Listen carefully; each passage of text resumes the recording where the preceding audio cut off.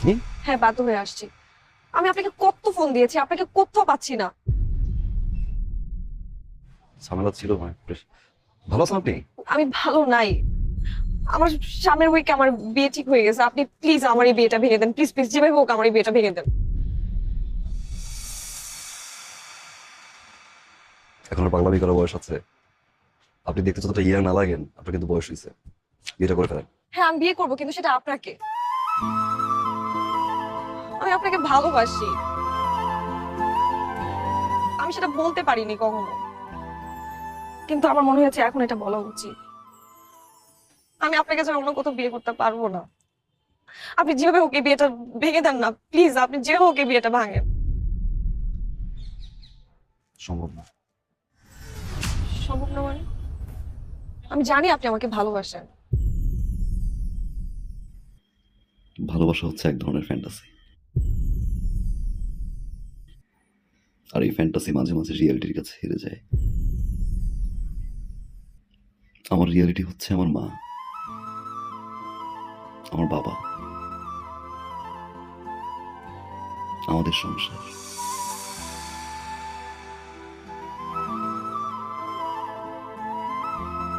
ধরে নিন আমার ফ্যান্টাসিও আমার রিয়েলিটির কাছে হেরে গেল। আমি আসলে এই মুহূর্তে বাবা, মা, সংসার এর বাইরে কিছু ভাবতে যাচ্ছি না। আই সরি, আপনি বিয়েটা করে ফেলেন। আমি আপনাকে ভালোবাসি। আমি আপনাকে ছাড়া বাঁচবো না। পৃথিবীর সব প্রেমিকারাই বিয়ের আগে ঠিক এই কথাটাই বলে তার প্রেমিককে, কিন্তু বিয়ের পরে তারাই আগে ভুলে যায়। নতুন মানুষ, নতুন সংসার, নতুন স্বপ্নের ঘরে সবকিছু ভুলে যায়।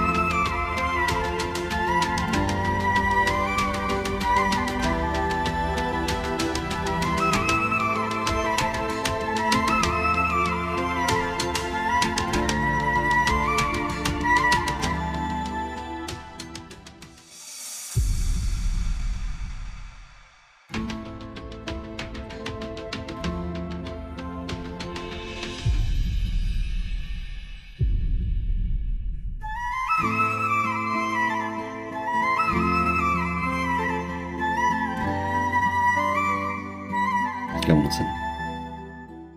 ভালো। আপনি?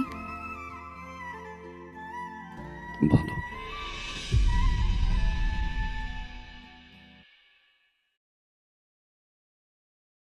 এটা রাখো ভাইয়া। এটা কি? 1.5 লাখ টাকা। 1.5 লাখ টাকা? কেন? ওই যে তোমাকে না বলে নিয়েছিলাম। এটা লাগবে না। ছোট ভাই থেকে 1.5 লাখ টাকা দিয়ে একটা মোটরসাইকেল দিতেই পারি। রাখতে এটা লাগবে। রাখ রাখ রাখ।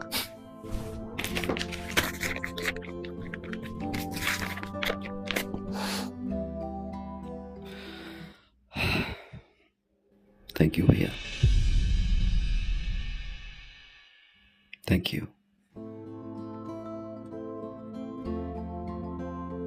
তোমার কাছে এটা 1.5 লাখ টাকা হতে পারে, আমার কাছে অনেক কিছু। তোমার এই 1.5 লাখ টাকা আমার এই জীবনের মোড় ঘুরিয়ে দিয়েছে ভাইয়া। অনেক কিছু শিখেছি, অনেক কিছু দেখেছি, অনেক কিছু পেয়েছি ভাইয়া। আবার অনেক কিছু হারিয়েছি। এতদিন পরে এসে আমার মনে হলো এই টাকাটা তোমাকে ফেরত দেওয়া উচিত, কারণ এই টাকাটা আমার কাছে এখন বোঝা।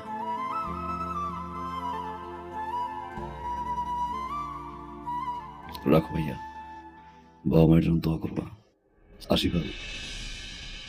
বসবি না, কিছু খাবি?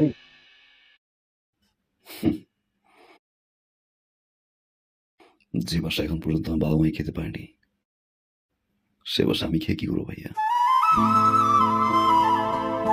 ভালো থাকো।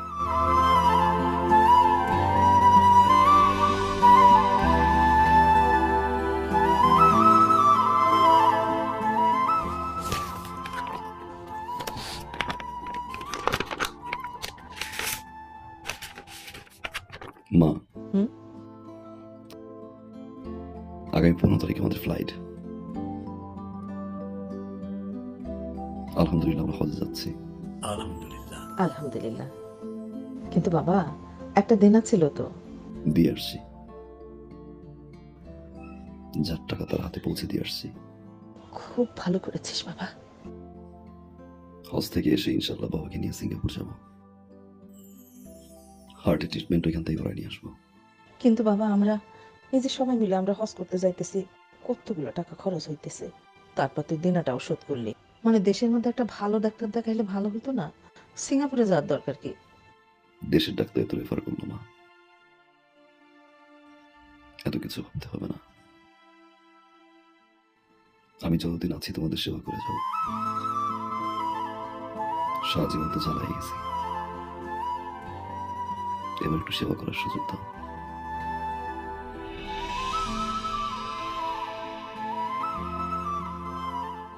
আমার বাবা, আল্লাহ তোরে বাঁচাই রাখুক বাবা। আমার পাগল ছেলে মানুষ হয়েছে।